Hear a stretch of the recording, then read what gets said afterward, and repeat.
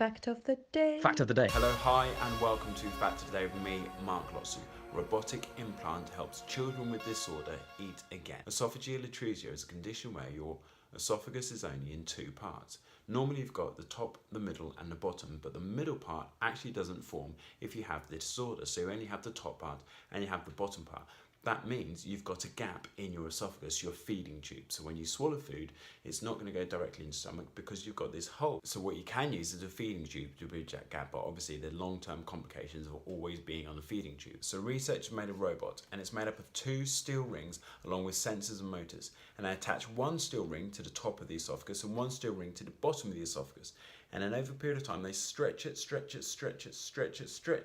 until they meet in the middle. And then when they meet in the middle, they can stitch the two parts of the esophagus together. Now, when it's stretching, it's not just stretching, it's actually growing new cells. So as the esophagus stretches, new cells are produced, new cells are grown.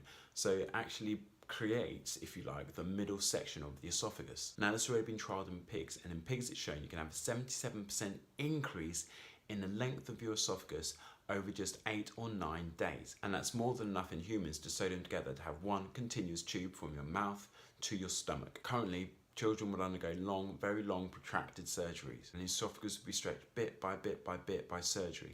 So over long periods of time, it's stretched enough so then you can sew the two pieces together again. The problem is that this process can take months, and the child needs to be sedated throughout this whole process. So the child is effectively paralysed for months whilst their esophagus is stretched enough to be able to sew the two parts together. One, it costs about $1 million per child, which if you're in a system where you have to pay for surgeries, that's blooming expensive.